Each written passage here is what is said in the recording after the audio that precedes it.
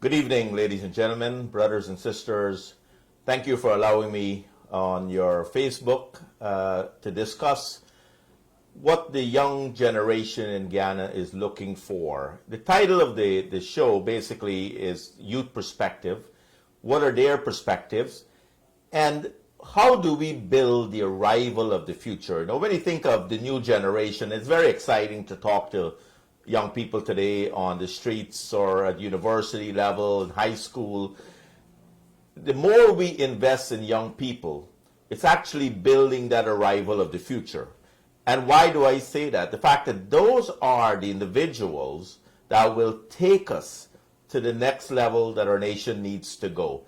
The new generation, close to over 60% of the voting population in our nation, their education, their vision, their enthusiasm, their level of commitment is what is going to make Guyana better. And I'm very excited to be part of this discussion tonight in discussing why we need to pay more attention to the youth, how as a political party, given that the People Progressive Party have a significant youth initiative over the decades that have been in power, the young people have always got a chance to deliver. They have been put in positions that force them to learn, work, and make a difference in our nation. Even today, as you look across the People Progressive Party, for the selection of a young person in their 30s to be the presidential candidate, similar than as it was back in 1999, 2001, you've got to be excited. The fact that the party believes in the new generation, believe in always building the arrival of the future. And again, it's exciting for me to have this discussion tonight. I want to introduce to you Ivan Bentham, who is an AFC APNU Councillor, Region 4, individual who has been in the political arena. I knew him since back in the late 2007, 2008 time frame. He has been working on the ground with different young people, different organizations. And I want to discuss with him today, what is his vision as a young person for Guyana, where it goes, and why did he campaign in 2015? And that's a question I'll come back to him on. In 2015 for APNU and AFC, what was their promises in place, and what is his advice to young people going forward? So Ivan, thank you for joining me. Appreciate it. Looking forward to our discussion. A question that I think, as we look at what I'm trying to bring out to the audience, is we're building the arrival of the future. I look at you as someone that would have been educated, would have been in the workforce, would have decided the political arena is somewhere where you can contribute to the development of society. And in building that arrival, what would you say is your initiatives, and why are you involved in the political arena in Guyana? What is it you think you will bring to that discourse, or what you have done in the past? Thanks, Peter. I got involved in politics because I want a better life for my fellow young people and myself as a whole. When I got involved in politics in 2006, I know you would have said 2007, 2008 that you met me, but it was 2 years before that. Yes, you're right. And I was passionate about politics when I heard about the AFC forming, and by extension, in 2015, the Grand Coalition. I thought to myself that this was going to work for Guyana, and that young people would have been given that opportunity to represent this country at different levels. That did not happen. It didn't materialize, in my opinion. And I feel strongly that the promise that was made, that jobs will be created for young people, and young people will have an opportunity to be in certain positions, it didn't occur. And Peter, you can see for yourself, it is not something that I am talking that is fable or doesn't exist. It exists. We can see that young people is really not there in the government. You're not really seeing them. Well, I agree. I mean, I think one of the initiatives that the coalition did push in 2015, and I think that's maybe why you felt excited back that time, they did say that young people will be given more opportunities, new jobs will be created. But at the same time, when they took over, and I want to remind the audience, the unemployment rate was very low. Over the decades, the PPP government had brought in the telecommunication industry, where the call centers like Teleperformance and Call Fund had come into play. Centers in Linden, for example. And quite a few thousand young people were getting jobs at an early stage. During 2015, now and after, we have seen call centers, for example, in Linden, shut down. Hundreds of jobs out of play. So I think your point being that young people didn't get an opportunity at all levels, I think on the employment side, they were looking for development projects. But why do you think APNU didn't deliver? Why did they put a generation of older people in terms of the jobs? Why didn't young people get at least junior minister work or levels where they can contribute to society? Peter, one thing's come to my mind. One, I think it was like a patronage, as I would put it, that the senior guys who were there before, they felt that this is their time and they should benefit, instead of looking at it from a more general perspective of saying, okay, if we put forward our young people, we will get a better opportunity for the other young people out there to recognize that the government mean exactly what they say.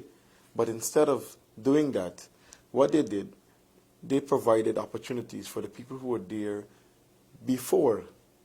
And so those people who were there before, they were not the people who were agitating to bring the young people on board. They were there for a very long time. But why do you think, I mean, one of the things that always fascinates me about APNU when they took power in 2015 is within a short period of time, they did not give young people work, government-wise. That's one thing. But then they give themselves pay raises. Then they shut the sugar industry down. Unemployment rate skyrocketed, 30,000 jobs or more, 30,000 real jobs, 80,000 underemployment. When you are, say, a parent, a sugar worker parent, and you have young children that are maybe going to university or want to go to university, now you don't have a job.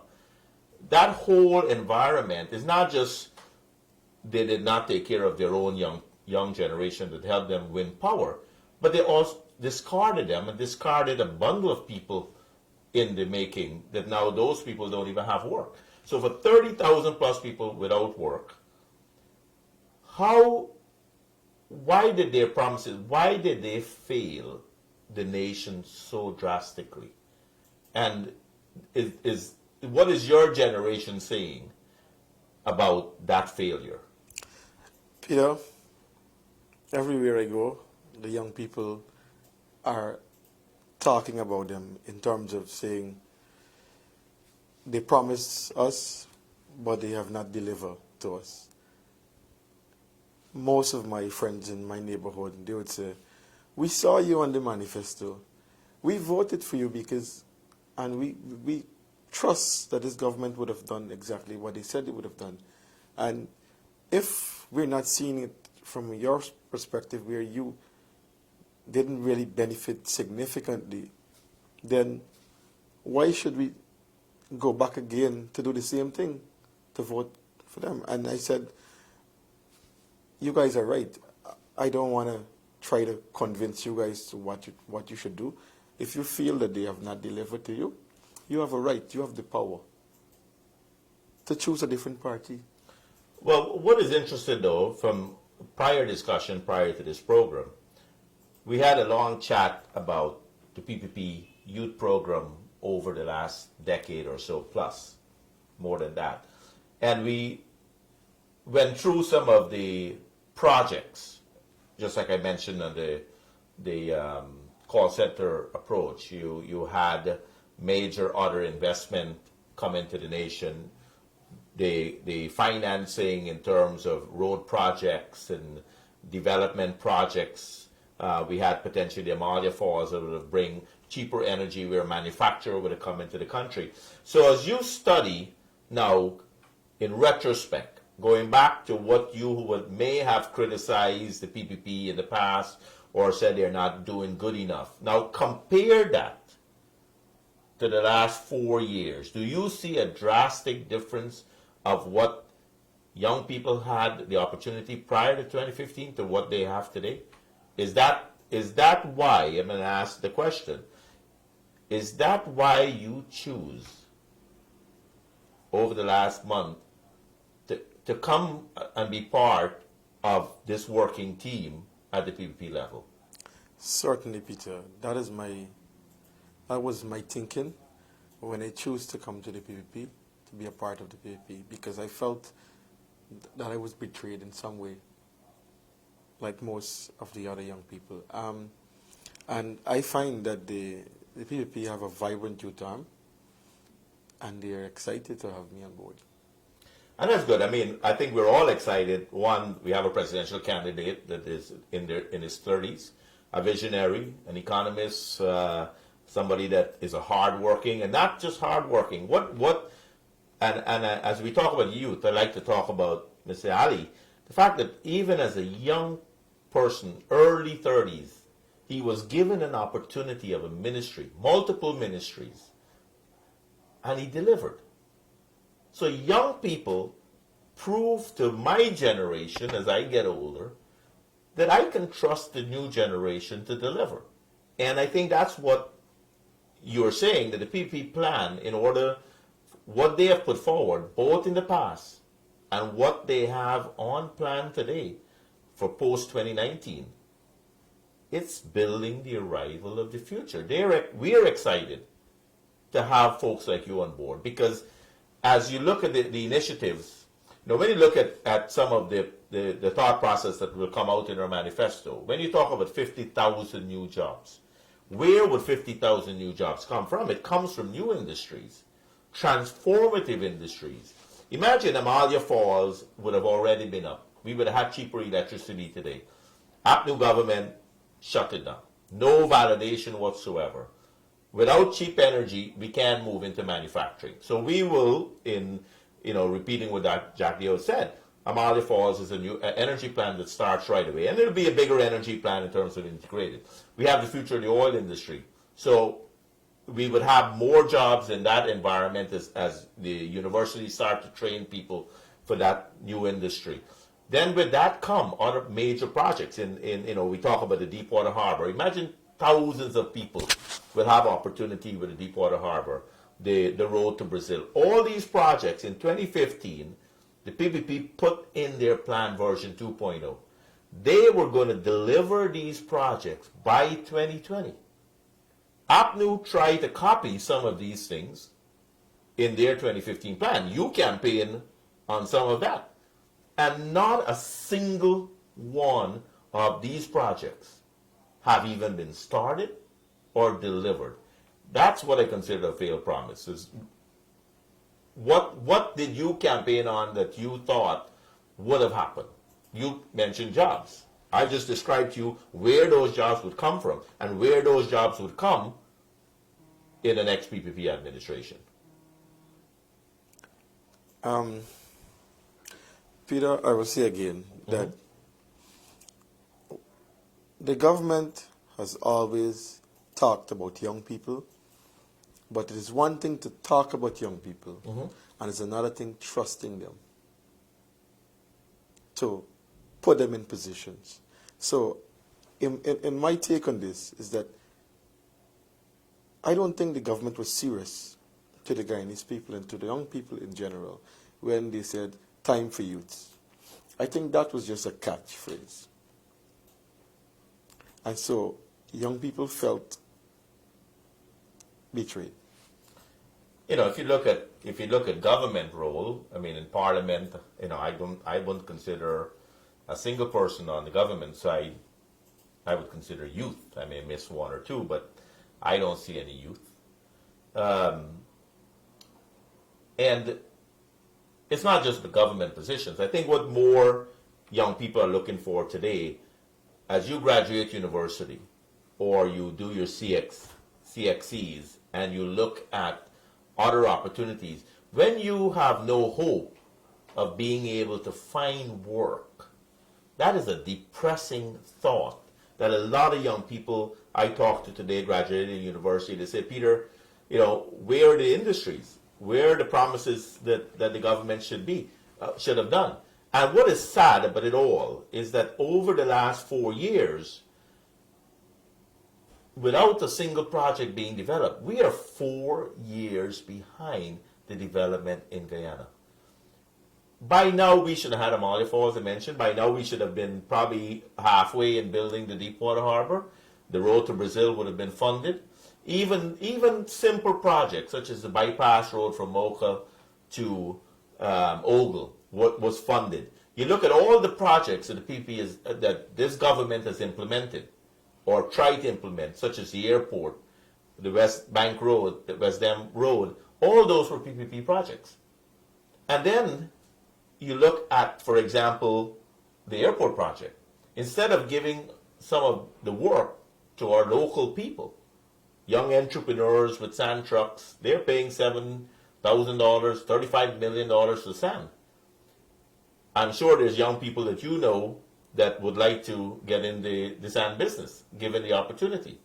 How then do we, you know, going forward, building this arrival, what makes you excited about the PPP plan for the next administration? Peter, when I first met with Bar Jagdeo, former president, I was totally blown away because I asked him questions that I had before. Mm-hmm. And based on what I was told, and based on what he said to me, is a total different situation altogether when I finished listening.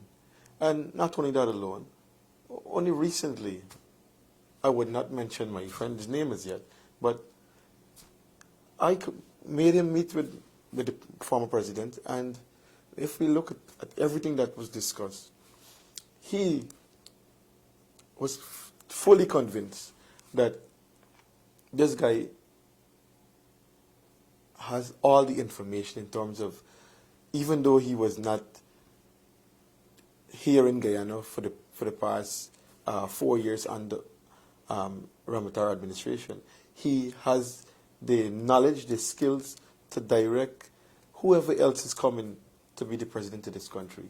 And I'm convinced that the reason for me joining the PPP is because I personally was satisfied with the information that I was given and the track record Mm-hmm. of the PPP. Because I must say this, I made small investments under the PPP, which I consider important and major for my development. Mm-hmm. But most persons that I would have talked with also, they also acknowledge the fact that they made investment under the PPP, especially under Bar Jagdeo stewardship. But what some of them are trying to do is trying to run away from recognizing that fact about it, that indeed the PPP had a plan whereby you could have make investment. And you know, while we were speaking on Dr. Jagdeo, I'll mention he's a great mentor. His stage right now is much more of a facilitator in the party. His knowledge, his experience, his ability to have delivered in the past, he is passing on that knowledge to a lot of the new generation. I watch him in people, young person may say, and the propaganda news will say he is the control arm of our presidential candidate or the control arm of the party. And we've sat in meetings, that's totally irrelevant because he is giving his mentorship.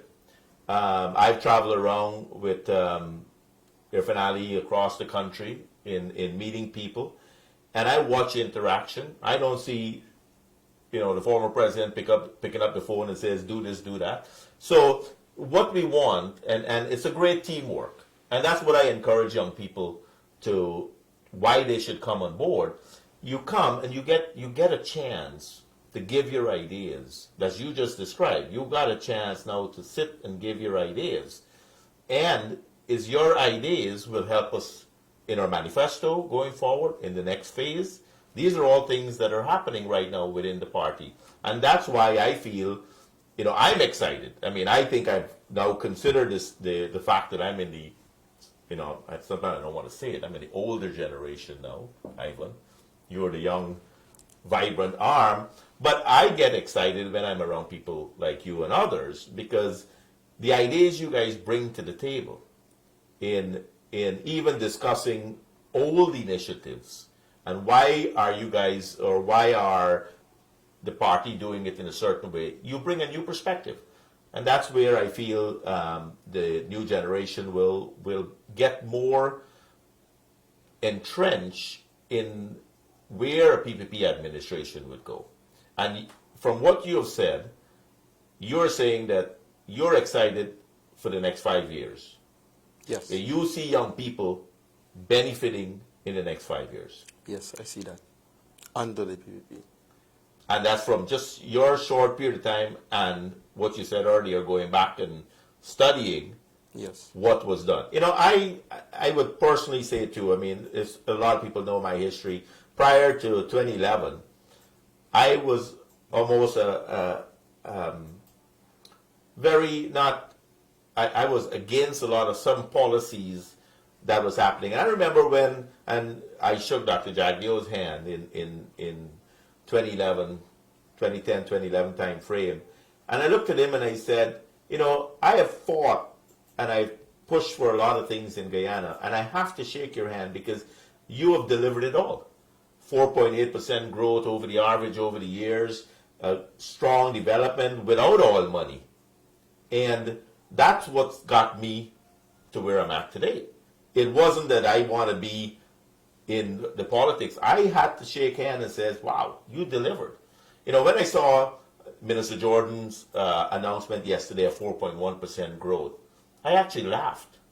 Because if I asked you, did you benefit from that 4.1% economy growth last year that he's articulating? Did you see young people getting up and says, wow, I can buy a car and I can go get a new house? Under the PPP, thousands and thousands of people got house lots, houses, cars. You saw what the government did the other day. They had a little, maybe a half a street of about 4 or 5 very low income housing. And that was a model that they're telling young people, this is your future.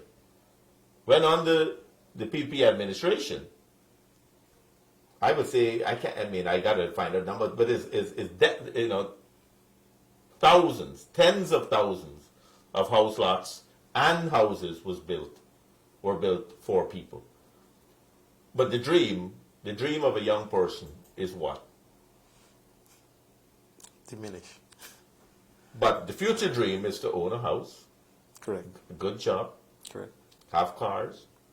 Potentially get married. Have kids. Have enough money to save for their university. That's what is exciting about the PPP plan going forward.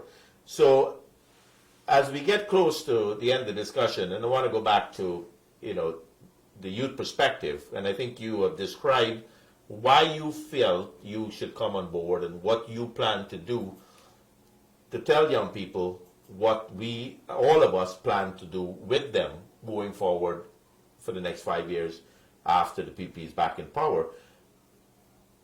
And what is it that you feel that when you go there now and you walk the streets and you tell a young person what you did, right? You're part of a team and you're there to tell them that we will deliver. Do you feel that passion based on what you've seen both in the past and the current plan? Do you feel you can honestly tell a young person they'll have a better life? Certainly, Peter. I'm convinced that going forward from today onward and prior into the elections that it's about to happen, I think young people in this country will have a better future under the PPP government. I am convinced of that. Added to that, Peter, I must say that coming on board with the PPP wasn't something that was easy for me. The attacks was not easy. I remember a few persons attacking me viciously when I decided to choose the PPP. And I must say this, the person that actually caused this attack to tone down is someone who is a die-hard PNC supporter who literally said, and I won't mention his name because he told me not to, and he said, listen, you guys need to leave this young man alone because he has a right to make his political decision. But on that point, from what you've seen so far, would you consider the PPP a broad-based, diversified party? Yes, and a working-class party. Were you surprised in any way that the PPP is so broad-based from what you would have heard in the propaganda out there?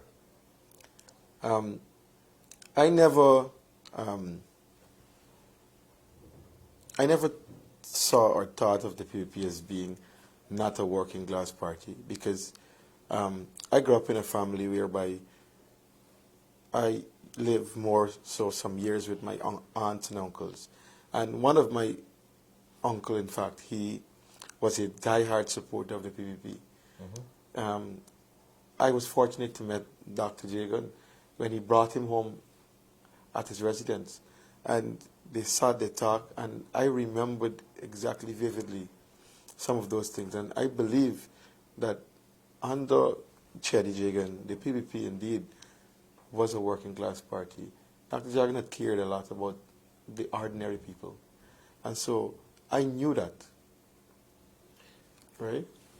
And today, they have even built on that significantly. Correct. They have built on that. Yeah.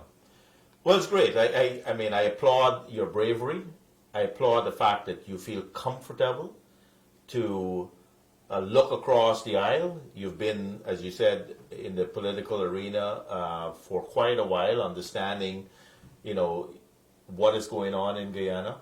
I think your commitment to assist in the development of our nation is commendable. I have to tell you that. And I believe a lot of other young people out there of all walks of life, regardless of your color, the texture of your hair, your religious beliefs, is welcome in the PPP. And I think with us all working together, we can really take Guyana to the next level. Peter, I want to make one final pitch on this.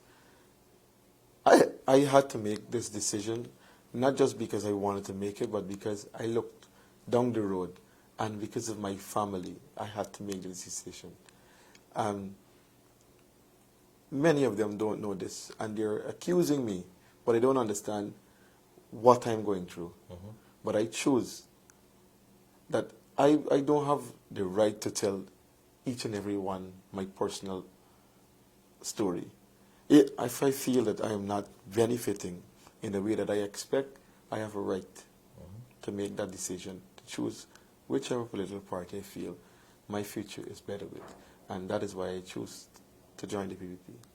Great. As we end, I think the discussion with Ivan is just a start of opening all of our eyes that as we look forward to the next few months of campaigning. We look forward to the next decade of where Guyana would be.